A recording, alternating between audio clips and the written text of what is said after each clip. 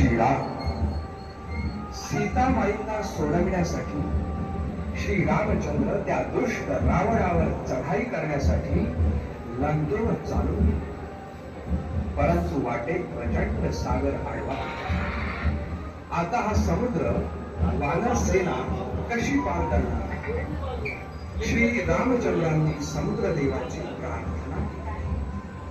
तेव्हा समुद्राने प्रसन्न होऊन श्री रामांना सुचविले, प्रभो, मी नियमबद्ध आहे. आपण वानर सेनेतील नल, नील, अंगद या जाणकारांच्या मदतीने माझ्यावर सेतुबंधन करावे. तत्पूर्वी भगवान शंकरांना प्रसन्न करून घ्या. श्रीरामांनी वाळूचे एक शिवलिंग बनविले.